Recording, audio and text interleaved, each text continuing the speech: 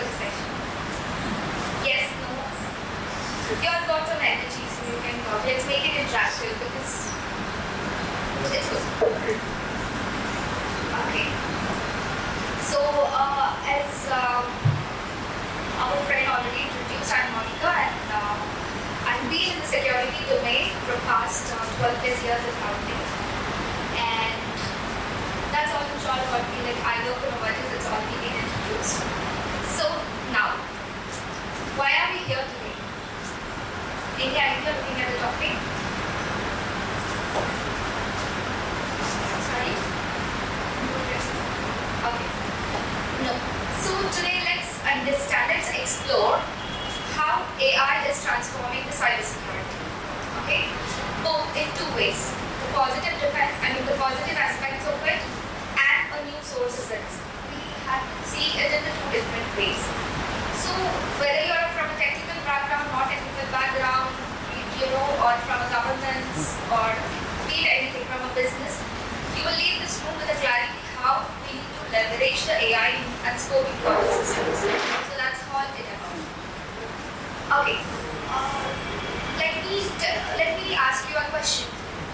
Imagine a security guard who's monitoring the CCTV footage and he continues to do his job for 6 hours, and what happens next? Guys, please be interactive because this is not a technical session delivered by other colleagues. It's more of an interactive and a conceptual learning that we need to. I mean, that's the output we get. So what happens if the security guards continue to monitor for 6 hours?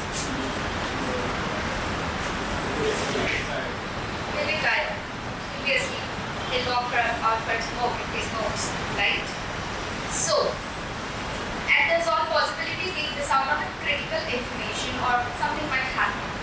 What if a machine could watch the same information around entire premises covering 500 different cameras and all without any, it don't fall asleep by the way, and it only triggers the positive alerts. I don't say positive, the real alerts I would say.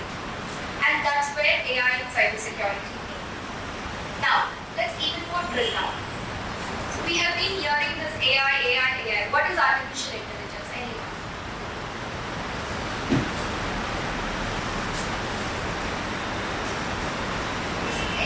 Just looking. Sorry?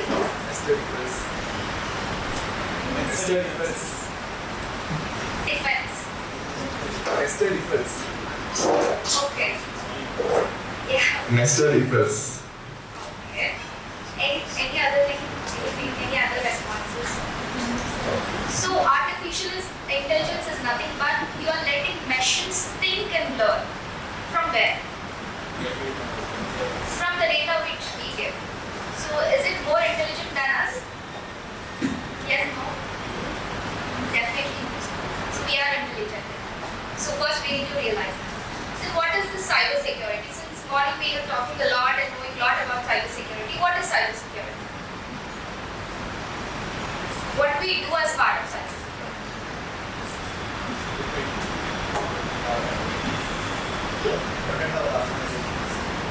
Okay. Yes. That's a good catch from earlier session. Especially protecting the data. Okay, which data? Because what does information security do then? Why we call cybersecurity? What not? Every information. No? All the personal information in data. Very close. Cybersecurity, the term itself says it's in cyberspace. So all the digital assets which are connected to the internet in a layman language, which we can talk. So protecting the confidentiality, integrity and availability of that particular system is a cybersecurity. And there are n ways to protect it. And there are two categorizations. So since the morning we are talking about the defensive part of it. So let's get more into the governance aspects from today's sessions, because there's especially students who come from a different background but wanted to start a career in this path. They have a lot of things running in their mind, like, am I capable? Because these people talk a lot of fancy terms where we don't even understand, and all of this stuff. The answer to that is you can do it with a conceptual learning as well.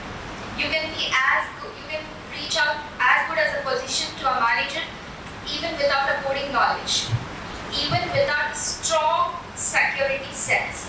Security sense in terms of practical tool knowledge and all.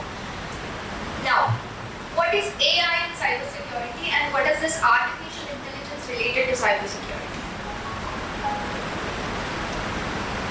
So, whatever the risk that gets associated by using or leveraging the AI technology in the cybersecurity space, how we address that is not a concept for today.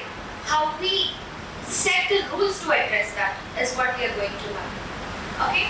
And this is a short code, and excuse me for the PPT, I'm not that good a fan of PPT's beautification of the documents, okay? Yeah. So we'll be covering all these aspects in short. Again, we cannot catch up everything provided the time constraint. But yeah, if you put the definition of artificial intelligence, so this is the definition. So if somebody wants to have it, I can share it individually. So I don't want to go by the lines there. Now, a question. Is artificial intelligence a tool, application, framework, standard, or model? What is it? Sorry? So we are all learning, so any answer is a good answer, please. Tool. Code. Okay. Correct. Any other? Model. Model. Yeah. Okay. I would say it's all of the above. Because it's a tool if you buy it as a product. It's an application if we use the ChatGPT. It's a beautiful application we use daily. It's a model that on which the base is being created. It's a framework from where we gather the inputs to build it. So it's all together. It's not one. Okay. Now, so on what basis this artificial intelligence has got built? That's a technical aspect of it, but let's just understand. So this machine learning, deep learning, natural language, computer vision, so these are all the key subsets of this AI. So AI is the front figure assumed. So backing these are all the concepts that a technical person should be knowing in order to create beautiful things and make our jobs easy. Now, is AI a new thing which is being absorbed since just past 5-6 years, or it's been since while? It's been a while. While by when? Any example?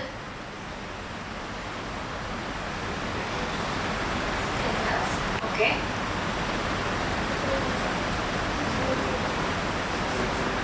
It's been there, existed since 1980s. Okay. But earlier pre-AI era, it's all the manual. So don't you think the security is a concern back then when we don't have any of this? It's a concern, right? We need to protect even that information. It's only as the technology grows, as the hackers grows, as the people like will also grow and our job grows. So earlier, the very first era of AI, we used to have this, signature-based antivirus things, and some sort of this level of AI is required. But later, the next stage, we have this SIM tools that you must have definitely heard of. So they use some automation kind of detection, and they have all this. Now today, this natural language processing and all makes it easy that it entered into everybody's life. So if I ask you a question now, everybody is intelligent enough to answer what happens if we get hurt.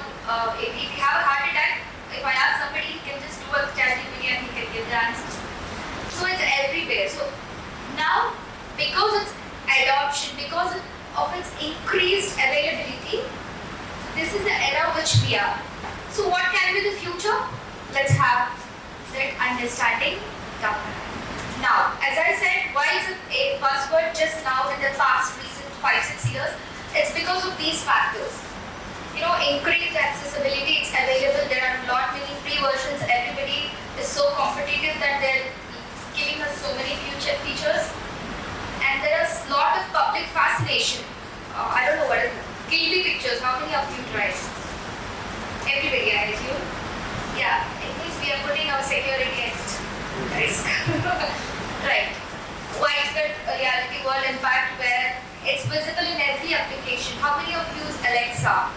as your assistant. Okay, you use good. And how many of you use your ChatGPT as assistant? Everybody. Generally, okay. So that's how it is accessed. What made it important in cybersecurity, in terms of cybersecurity? So, this is, okay. We'll discuss that aspect in this question. Now, a question to you all, when there is so much positive about this AI, so don't you think it has a negative elements as well? Yes, no? Okay, let's talk about the positives because that gives us comfort. Now, what are the positive aspects? Not in general day-to-day life, but in technology.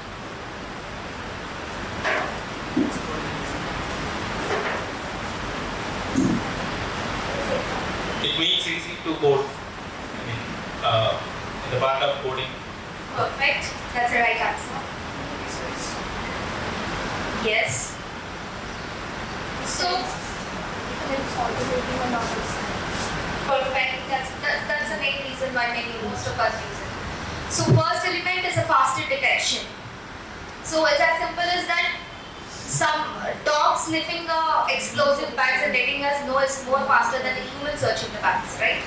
So, in technical terms, we have this Microsoft Defender and we have Microsoft Person also. So, let's use that tool.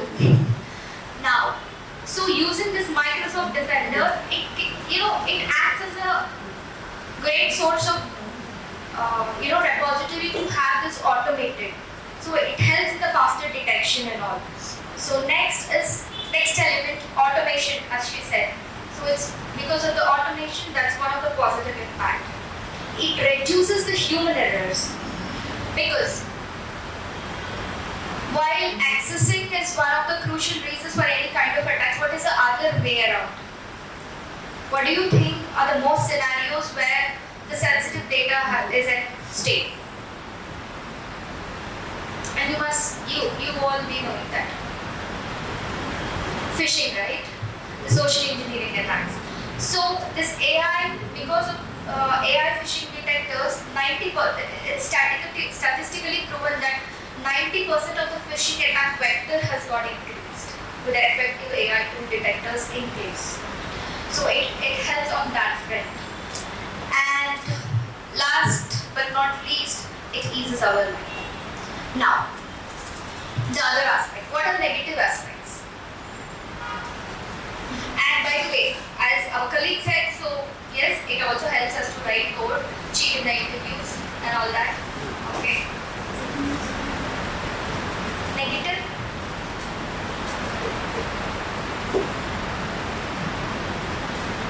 You can't think of any negative aspects for AI. You liked it so much. It takes all the personal data, right? Okay, it takes only if you give it, right? Of course, do, but to make our work easy, anyhow we have to give all the data. Correct. Sorry? Correct. Okay. Now, it will give a biased decision, right? Assume I and my colleague work for a same sector or a same vertical. Because I'm leveraging some AI tool, it just thinks that because I have all the privileged access, let me also go and give it. So it results in such elements. And the other aspect to look at it, can we directly rely on the outputs of AI? No, it's not. Because whatever that is feeded in AI is given by human. It cannot think about the future consequences, it cannot think about the context and help us understand. That's one part of it. And what else?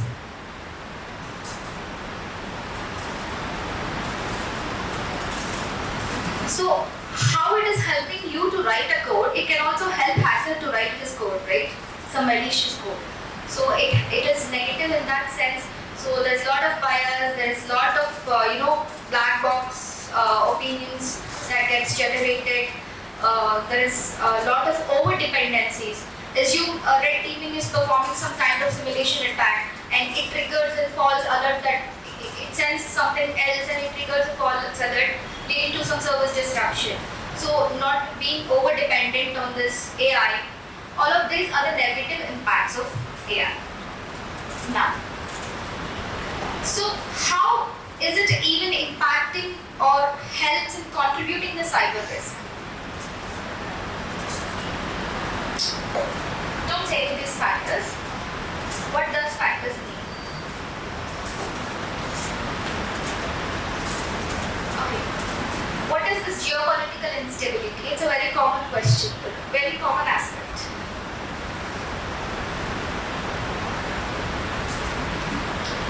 So, an AI with some malware or some false thing got deployed in Indian Navy system or Indian Army system.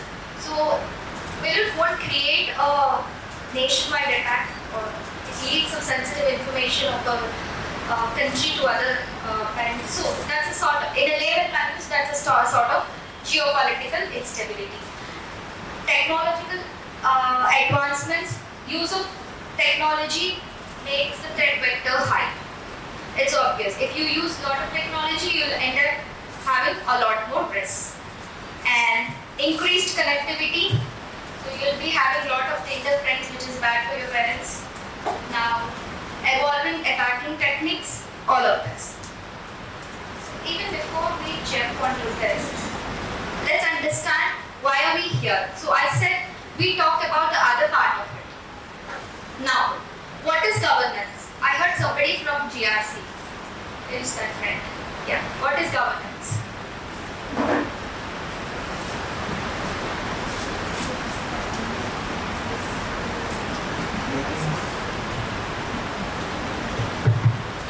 Making the organization in one line. I mean, getting the everything in line with the policies and also the processes that the company has designed.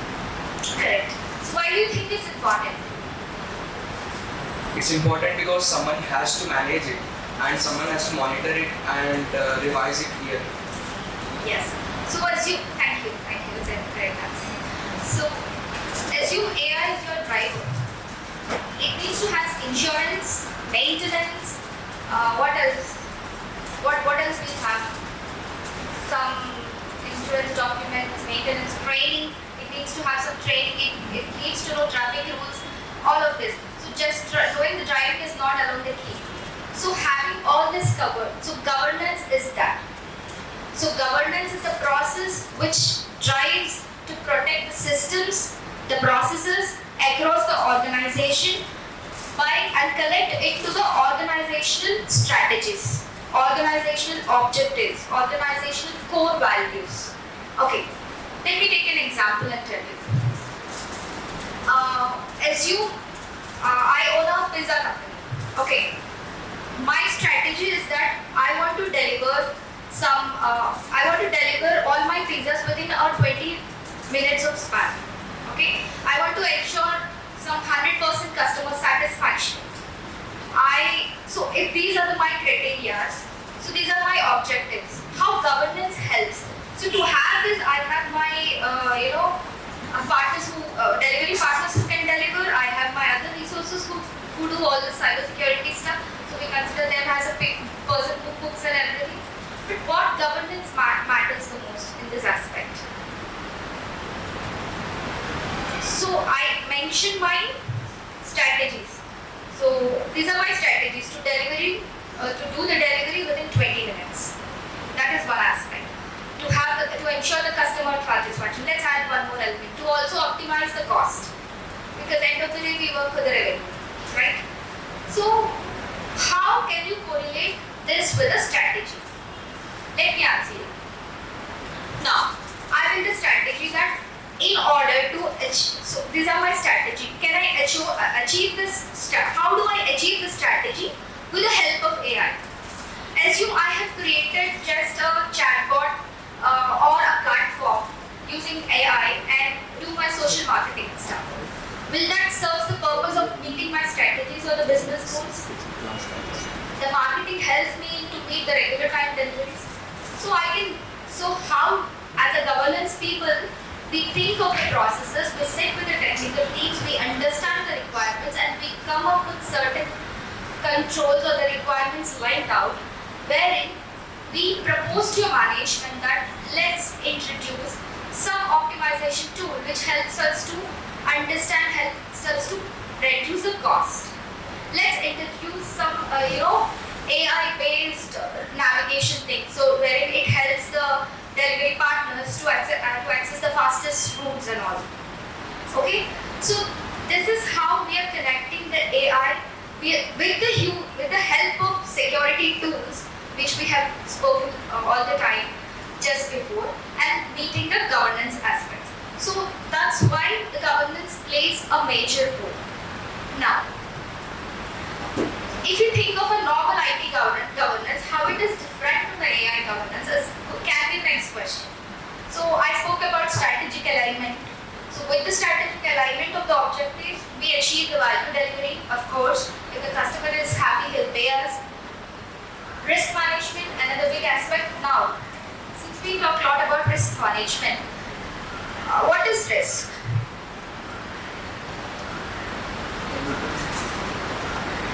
How many auditors, how many security assessors are here?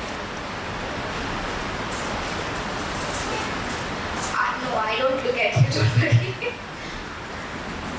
What is risk? Just in the layman language.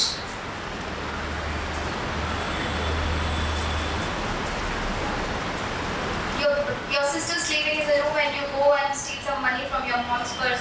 There's a risk of her seeing you, right? So, risk is nothing but, again, we need to know two other parameters. Threat, vulnerability. So, we spoke a lot about vulnerability. Now, what is vulnerability? Somebody said? Weakness. Weakness in what? Okay. It's a gap or a weakness. Perfect. How it is related to risk then? Exploiting the weakness. Exploiting the weakness. Who is exploiting the weakness? Threat hunter. Yes. Threat, exploiting the vulnerability contributes to a risk. Right? So threat is something. It can be a human, it can be a process, it can be an element, whatever. Any actor who has this potentiality to cause some harm, that is a threat. Vulnerability, which has all the capacity to utilize the threat and makes it so easy to pass through and land to a risk. Now, so managing all this in terms of governance is the risk management. So we do, there are a lot many technical controls that we apply, there are a lot many assessments that we do in a practical ways of working. So applying those principles in this risk management is all about how we align the risk management outputs, how we leverage those outputs and align it back to the organization objectives is all about the risk management. Resource management, I don't think more explanation is required there. It's all about optimization, performance measurement, stakeholder engagement. Now that you have everything there, so all those AI governance is also the same thing. The functionality is same. Why there are so many different statements? Do you see any difference there?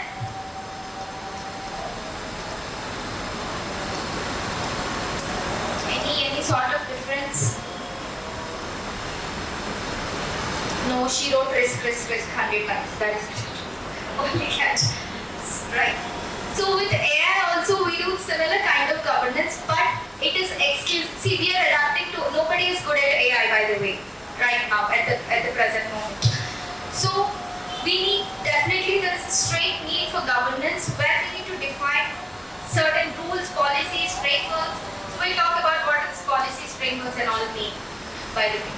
Now, let me just tell you with the example which we just used.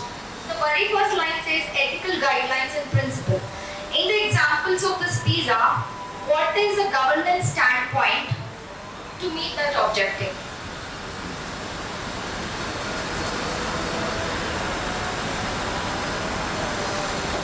She's asking too many questions. We didn't like her. we liked the earlier session, right? Because that was technical, it's been interesting. I need to engage my audience now. No? So, just relying on the AI and terminating a delivery partner, do you think is it ethically correct? Just relying on the customer feedback, just terminating him without any intervention of the human oversight, do you think it is ethically correct? So we designed that as part of ethical. What is the legal aspect there? How do we align legal aspects to the AI governance?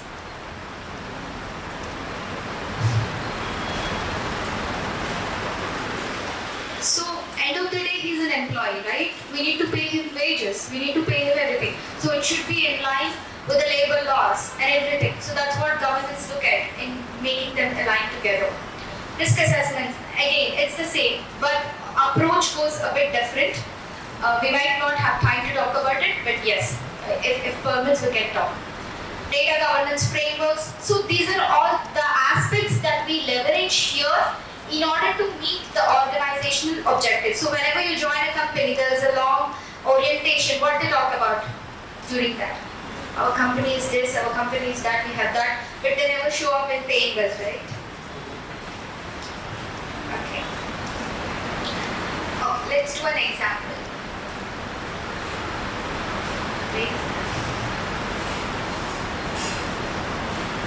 Well, so let's understand how AI can impact using our real world scenarios and how do we analyze that.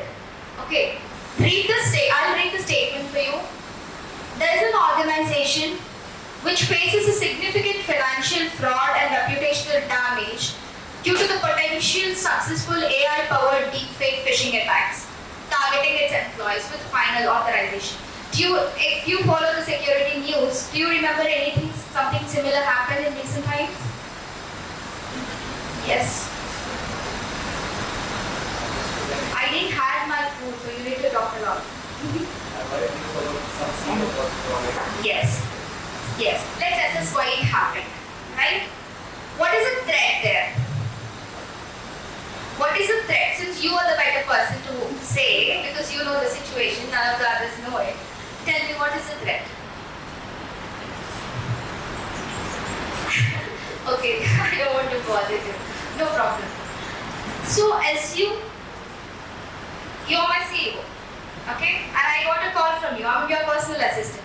Mounika, go ahead and initiate a 5 million transaction. The numbers are wrong, by the way. Go ahead and initiate some 5 million transaction because I'm traveling. I cannot access everything. You need to go and do that immediately because we might lose that vendor giving the contract to us. So I sent a video message to you, which is a part of our regular work job. Whenever you go on some holidays, so you send that messages and I work for you. That's what I do. So getting that message from you is a situation why I initiated the transaction, why so-called the employee initiated the transaction. So what is the threat there? We just heard about threat, which has all the potentiality to harm. What is the threat in this scenario?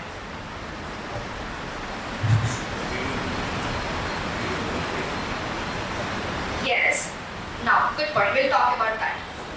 So the threat here is the exploitation of the human trust is a threat because it came with a sense of urgency. It came from the legitimate person. It came from the person who I regularly interact, who I know how he speaks, how he talks, what verbal language he uses, how he addresses me. So everything is perfectly fine in that. So that is a threat vector there.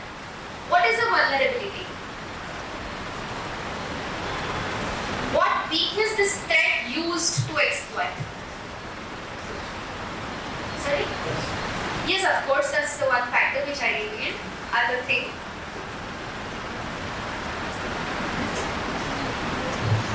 Just because he got a call, he didn't check for any. We spoke too much about authentication. We learned a lot about authentication. He did not even. There is no, verification process at all for the call, right? He did not even. See, it won't happen because at the end of the day, we are humans. So when it comes for the person who we know for the long time and pressing the sense of urgency, making it so important, we tend to lose that. That's a vulnerable behavior of a human that no artificial intelligence can figure, right? So that is the vulnerable point. There is no verification process, there is no proper authentication methods, there is no proper process process to do high rated transactions and all. So these are the vulnerabilities, and it has given. This is a real situation. So they only realized after this particular situation had happened. Now, what are the external factors that contributed for this to happen?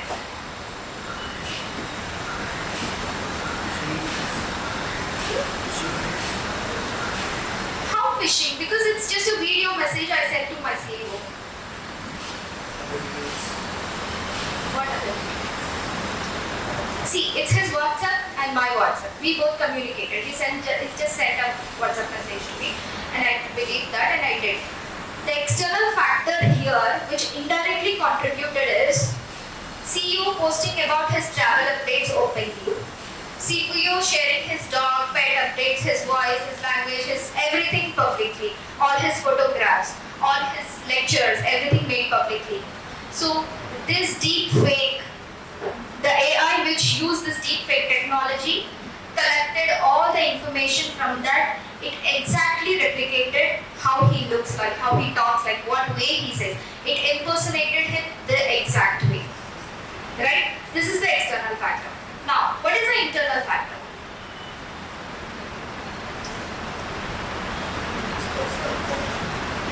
Sorry? Okay. The internal factor would be the employee's lack of awareness in detecting this kind of image. Like, there are a lot of ways to detect. Like how there are some indicators in the earlier examples. We were shown that there are some indicators where the phishing attacks. Those are the attack vectors there. So similarly, when we get a message, so how many of you did proxy interviews? Everybody is too good, so nobody did. Okay, let me tell you a situation. So I was taking an interview. He's so good that he cleared a first level of interview. And second level of interview, I know what he did, I sensed, but I don't want to disturb. My boss joined. So since I didn't caught him, or at least I didn't say him that he is at risk. He just believed and he also joined along. I mean, he was my boss just entered the room.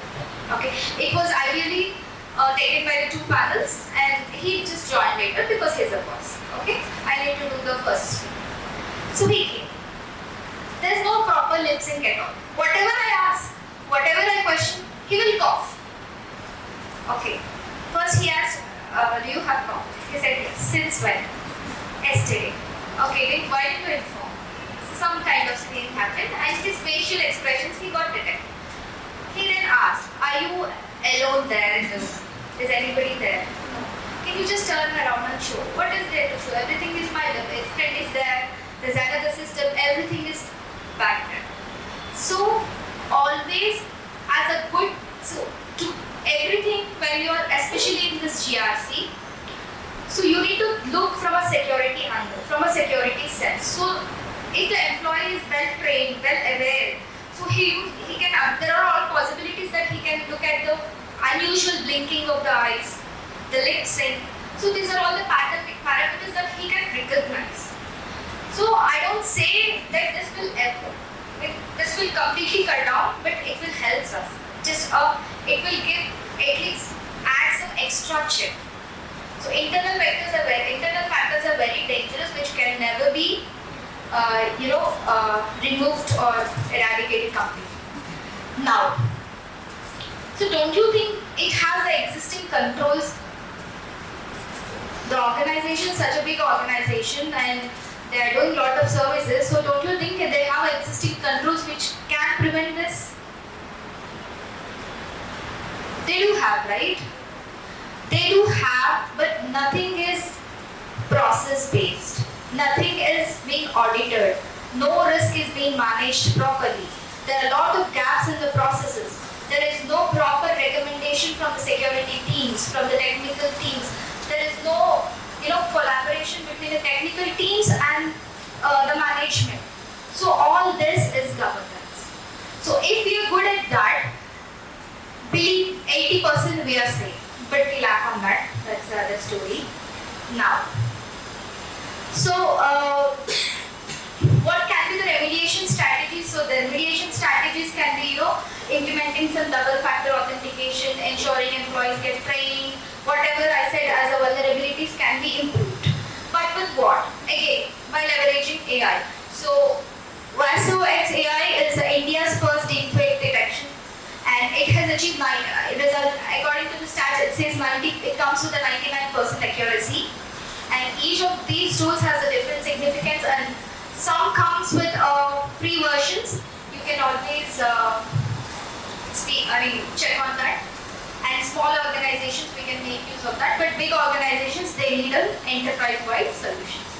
Now, this is one part of it which we know. Let's understand the other part. AI enhanced supply chain attack. This is the second situation. So I spoke a lot in the first situation. So I just wanted to understand whether I'm making sense with your answers now. So this is the situation. Even this has a lot of real world. There are a lot of real attacks that happen because of this reason. Now, the organization faces a significant risk of business disruption and data breach due to the potential compromise of less secure vendors in the IT supply chain through enhanced AI targeting. Okay, what is the threat here?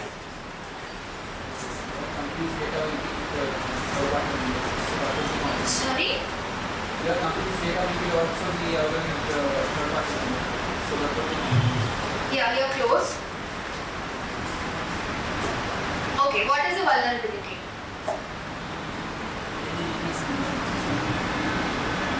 Sorry?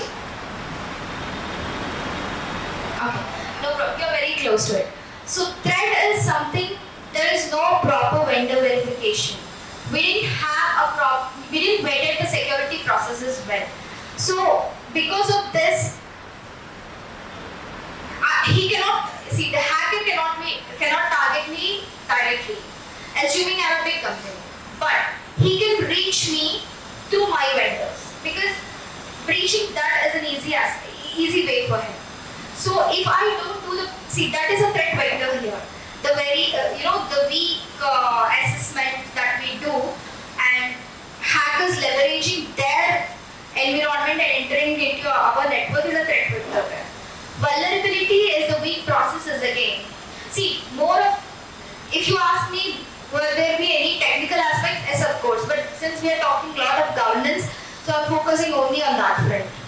So lack of vendor assessments, lack of contractual obligations that we put in, like what elements needs to put in and all. So all of these are the vulnerabilities that led this threat to exploit and come that particular hacker to enter into our network and do this. Now, what are the external factors contributing to this?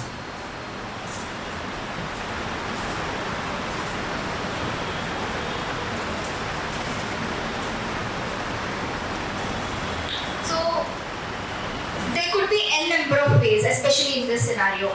So, mentioning these details, so if as putting this publicly that we are being directly associated with these companies and all of this, most of us leverages the company names and put in our resumes. All of this happens, right? So through that is the first point for him to know the details. It's a very easy way for him to know the details. Internal is always our security practices, the poor security practices, the bad governance. These are all the internal factors. Now, don't they have the existing controls? What can be the existing controls in this case? Because wherever we are contracting, being a big company, we do all sorts of things. We have everything in place. Otherwise, the client wouldn't choose us. So, what can be the existing controls? vendor risk management. Yes. So, do you think that is effective here? What does mean by effectiveness, by the way? impact? Hmm? Reducing impact. Impact is a result of some effectiveness, right? Having an ATM card is like vendor risk management. Having some money in it is the actual thing, right? So effectiveness is that. Not just having the security practices, but you need to implement them. You need to thoroughly assess them. Check how they are creating, how they are valuing to cut down the impact, how they are reducing the likelihood vector. So all of this contributes to the having an effective vendor risk management. So that would be one of the possible controls. And the other control would be weak contractual obligations. Like we might have not made a clause wherein we request or demands our client to perform regular vulnerability scans or assessments, right? So if they have done that with due diligence, we may not end up in this situation because they identify that proactively and they can address it because it's a reputational loss for them as well. So now, see, these are the possible mitigation strategies that we can apply to come out of this situation in terms of governance. Okay, we need as a governance person, so we need to ensure we have some due diligence from the vendor. We have some great contractual requirements. When I say good contractual requirements, is nothing but good clauses.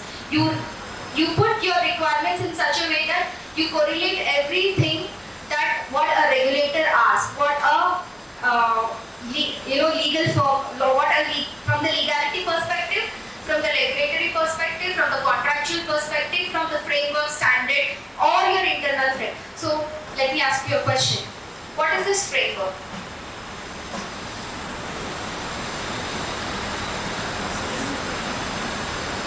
Which gives guidance on how to implement. Then what is the standard? Standard is something like it says how it should be implemented. How much it should be implemented. Okay. What is a legal aspect? What is a regulatory? Because from both of this we end up paying fines. What is the difference between these two?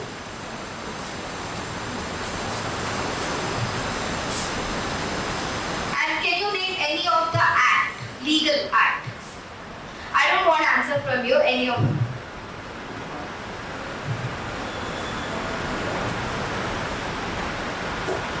GDPR, have you ever heard? What is it? It's an act, right? It's a European act. So the close difference between the legal considerations and the regulatory now, what is regulatory? Set of rules.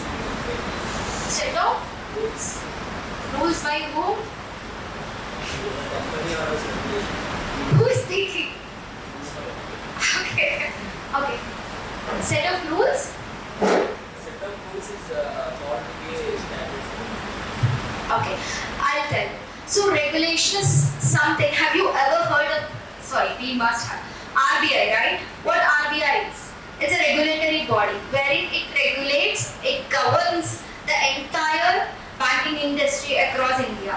So no matter if you want to open a bank, whatever bank, you are free to open that, but you need to follow their regulations.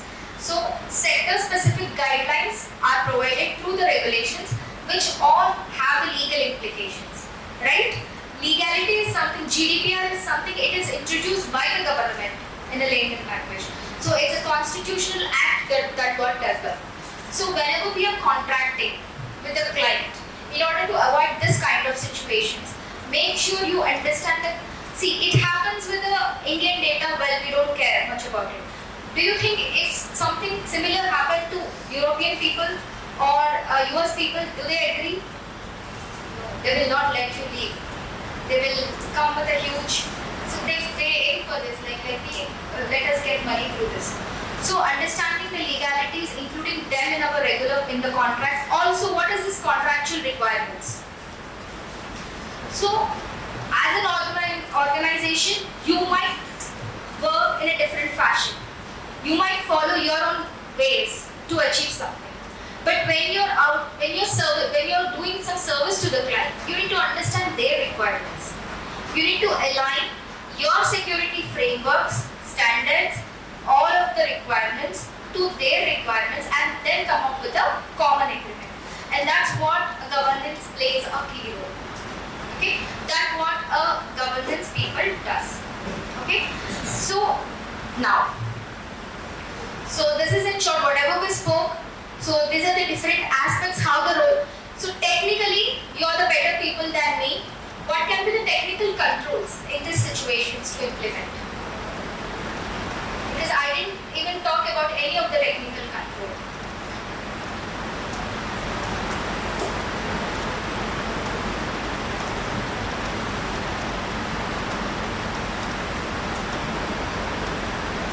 Any technical controls?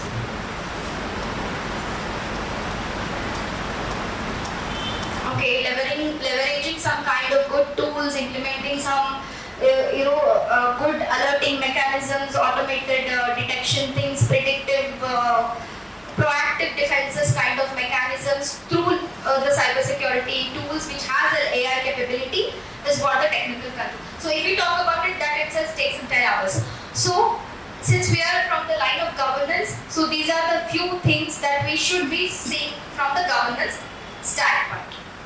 Now, so these are just in short how, see, if you look at the technical controls, especially in relation to the AI, so these can be the technical controls, and you may ask how they are different from the regular technical controls which we are habituated from so long, or from the traditional controls that we have.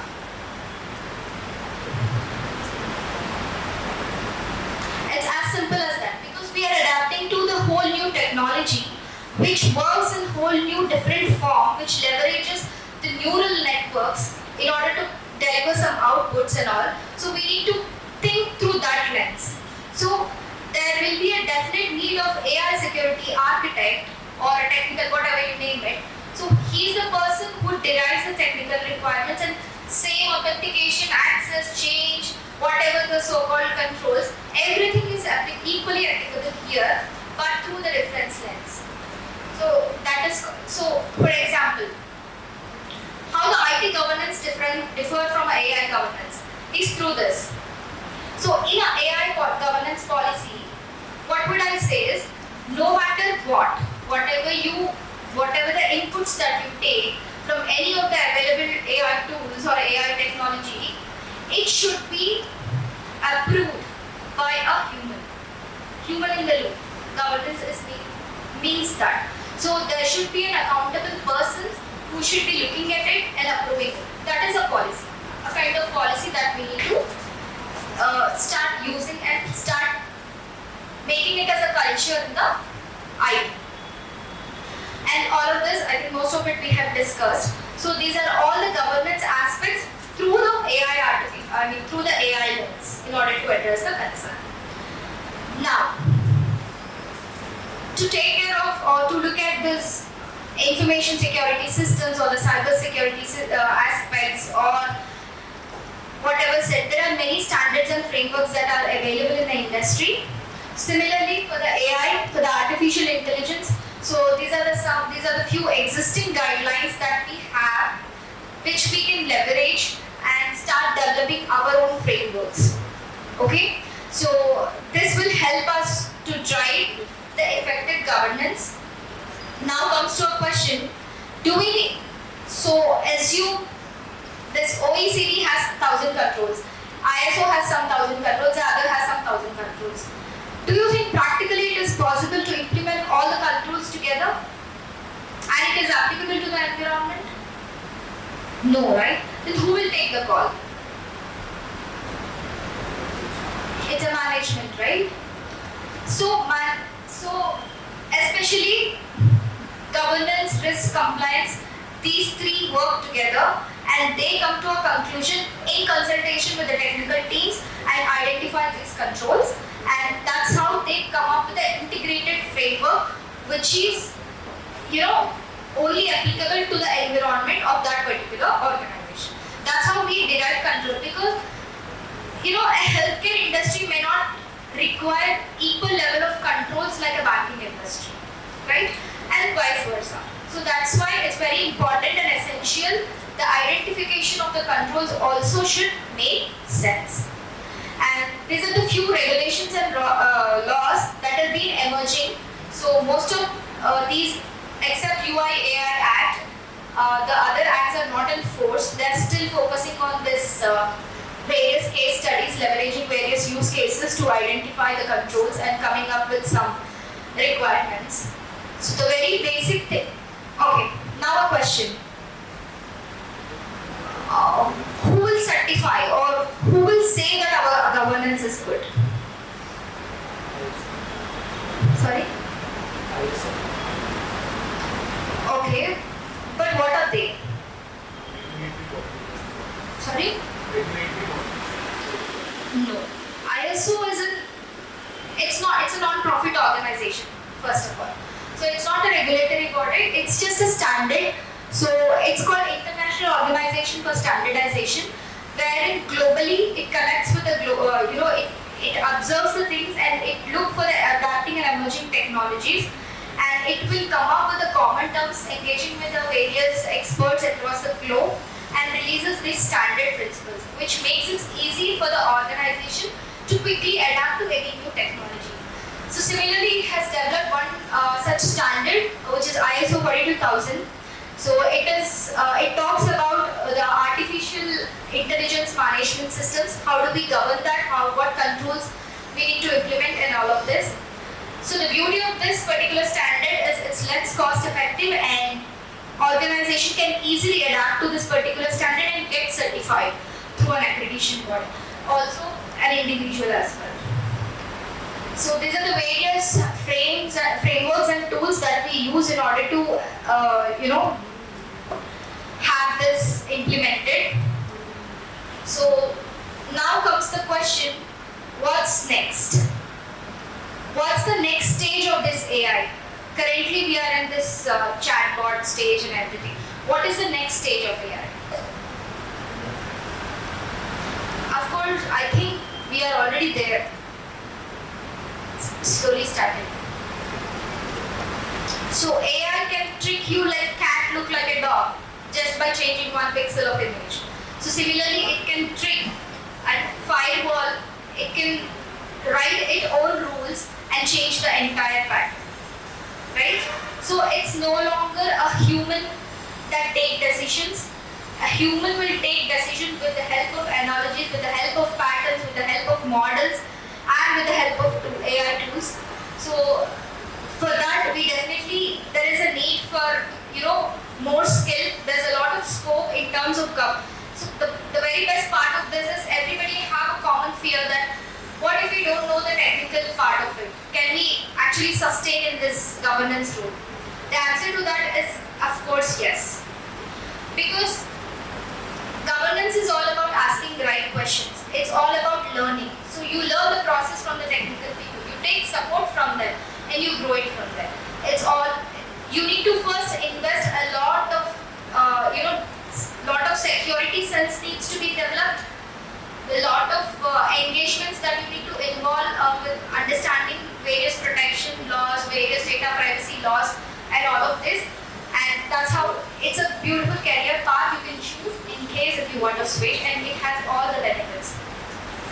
And this is one such role which cannot directly hit by the recession, unlike other developers and all of those roles, because we can create job by ourselves, identifying something, because management never know about it. So these are the key if you want to look at other side of it from the technical standpoint. So these are the concepts you can leverage and start digging out and get through this. But if you want to enter from the risk compliance lens, so these are the other areas, the next two separations are the other areas which makes it easy. Now, so what do you think? Like at the end, do you think we should not be using AI because there is so much negativity around it? Yes, no. Should we use or no? How? Sorry?